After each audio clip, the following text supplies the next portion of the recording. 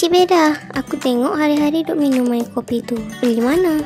Ni aku beli dekat Little Boss Cafe. Macam-macam ada dekat cafe tu. Ni nama dia Kopi Affogato. Memang orang selalu order air ni. Kat mana kafe tu? Boleh aku ajak anak kopi nanti? Nombor 11, Kompleks Perniagaan Zaga, Jalan Alur Mengkudu 05400, Alustar, Kedah Darul Aman. Saksikan segmen Seram Santai untuk mengetahui maklumat lanjut mengenai Little Boss Cafe. Terima kasih Little Boss Cafe di atas kesudian menaja segmen kita pada malam ini. Hai, Assalamualaikum kepada para pendengar unit utama FM, informasi minda anda. Jadi kembali lagi kita dalam segmen Seram Santai bersama saya DJ Nabila. Dalam segmen kita pada malam ini, saya akan ketengahkan cerita-cerita seram yang dihantar melalui chat WhatsApp dari pelajar-pelajar dari sebuah universiti di bahagian utara Kedah. Jadi anda jangan ke mana-mana, kita akan kembali lagi selepas ini. Anda sedang mendengar YouTube dan podcast unit utama FM dalam segmen Seram Santai bersama DJ Nabila. Cerita-cerita seram pada malam ini adalah hiburan semata-mata.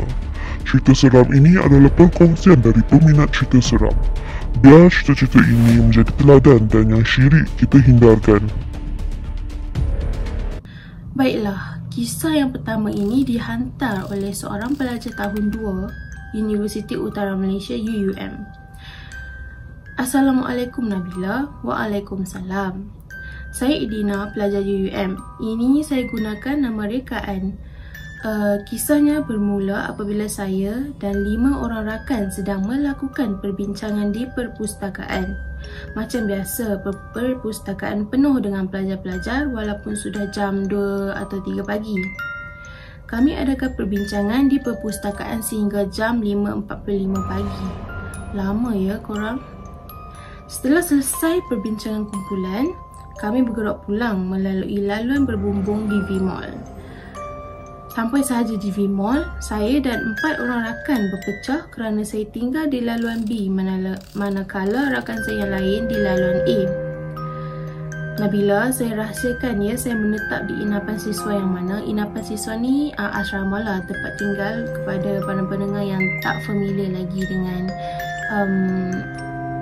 Universiti Utara Malaysia. Kami gunakan inapan siswa ataupun digunakan sebagai inasis untuk menunjukkan itu dom kami. Okey, jadi saya sambung ya. Dalam perjalanan saya hendak ke bilik saya, jalan terasa sangatlah sunyi dan azan subuh pun sudah berkumandang. Adalah dalam saya lihat 2 atau 3 motor yang hendak ke masjid untuk tunaikan solat subuh. Nabila, setelah semasa saya tengah berjalan, dari hujung pandangan saya terlihat macam ada sesuatu yang melompat-lompat dari pokok ke pokok. Bulu roma saya dah naik ya. Saya apa lagi, mula baca ayat kursi. Benda ni dah biasa untuk si pengirim ini. Nabila, yang saya nampak tu merupakan Kak Ponti. Anda semua tahu kan Kak Ponti itu apa? Dia berpakaian putih, berambut panjang, muka agak hodoh dan hitam. Benda tu semakin dekat dengan saya Nabila. Tetapi Kak Ponti tu berhenti pada satu pokok yang besar dan sedang menunggu saya. Untuk pengetahuan semua, saya tahu pokok yang besar tu berada di inasis yang mana, tapi saya tak akan bagi tahu kerana saya tak nak timbulkan rasa takut antara kalangan mahasiswa-mahasiswi unit UUM dan juga untuk orang awam. Tapi bagi saya pokok itu sangat besar dan seram kerana saya pun kadang-kadang sering lalu situ juga. Okey, saya sambung cerita saya.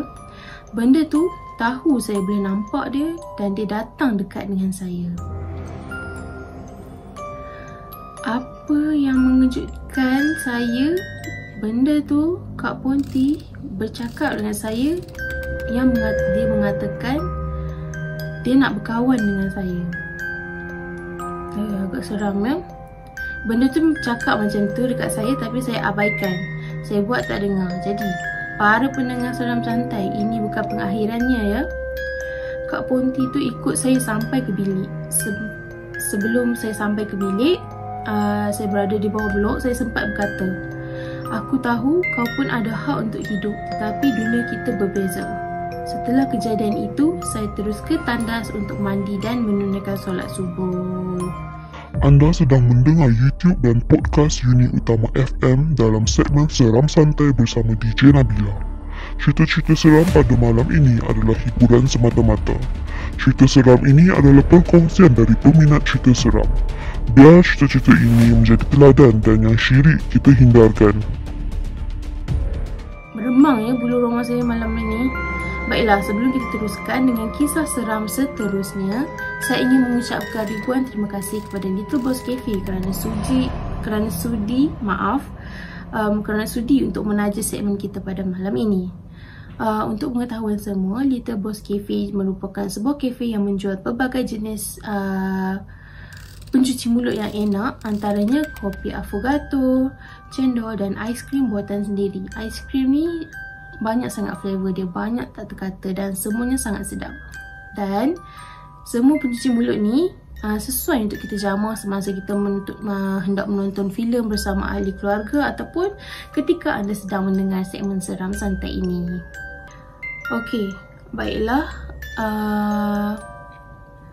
Setelah kita teliti kisah yang pertama, ini merupakan kisah yang kedua yang sama dihantar oleh Idina. Okey, baiklah. Kisah yang kedua ni pula terjadi ketika Idina dalam Perintah Kawalan Pergerakan PKP di UM. Saya antara pelajar yang masih berada di UM. Hari menjadi makin sunyi kerana pelajar sudah beransur pulang setelah mendapati bahawa virus COVID-19 ini sudah merebak. Keesokan harinya adalah perintah berkurung di UM yang tidak membolehkanlah pelajar ini pulang ke rumah halaman mereka. Rakan-rakan saya semua sudah pulang dan yang tinggal hanya 3 orang rakan. Saya bertuah kerana mendapat roommate yang tidak pulang ke rumahnya. Takut ya kalau anda duduk sorang-sorang di UM tu. Selepas seminggu, pelajar yang tinggal di blok saya tidaklah ramai. Yang meriah hanya bilik saya sahaja. Saya sering melihat benda yang sama berkeliaran di kawasan blok saya. Untuk pengetahuan Nabila dan para pendengar sekalian, saya dan roommate sangat aktif terutamanya pada waktu malam. Kami berjaga pada waktu malam sehingga waktu subuh. Pada satu malam tu, dalam lingkungan jam 4 hingga 5 pagi, saya duduk di tangga di blok saya yang betul-betul menghadap hutan yang luas dan gelap. Pada ketika itu, saya tengah bersembang dengan kawan-kawan lain menerusi video call. Dalam waktu saya bersukaria bersembang dengan rakan-rakan, tiba-tiba suasana menjadi sangat tegang dan saya berasa seram sejuk. Nabila, saya berasa sangat menyesal kerana saya terpandang hutan di hadapan saya dan alangkah terperanjatnya saya apabila saya melihat seorang lelaki berbaju koyak rabak, berkaki ayam, berwarna hitam dan muka yang tidak terlalu jelas. Pada awalnya saya nak abaikan saja, tapi saya terpandang sekali lagi dan ketika saya pandang, saya perasan kakinya tiada. Nabila, benda tu perasan saya nampak dia dan dia merenung tajam terhadap saya. Situasi menjadi lebih seram apabila lampu di kawasan tersebut terbuka dan tertutup. Saya apa lagi Nabila, terus masuk bilik air, cuci kaki dan masuk bilik. Satu malam saya tak boleh tidur. Keesokan harinya saya demam tetapi Alhamdulillah beransur pulih. Saya keluar dari bilik dan saya pandang sekali di tempat yang sama saya pandang semalam. Agak lama saya memikirkan apa yang saya nampak semalam dan seorang makcik cleaner tegur saya, jangan dipandang tempat tu lama-lama, keras.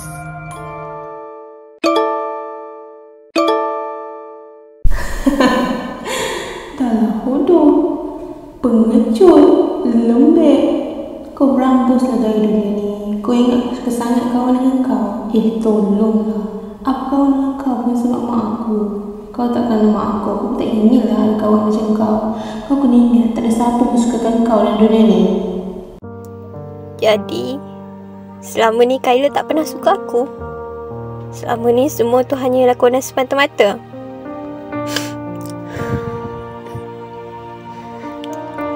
aku. Aku akan tunaikan apa yang kau nak, Kayla.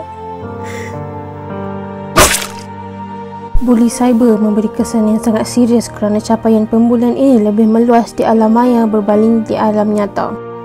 Jangan kita menjadi pembunuh dalam diam. Hentikan kegiatan buli cyber. Pesanan ikhlas dari DJ Nabila Dan DJ Hibria.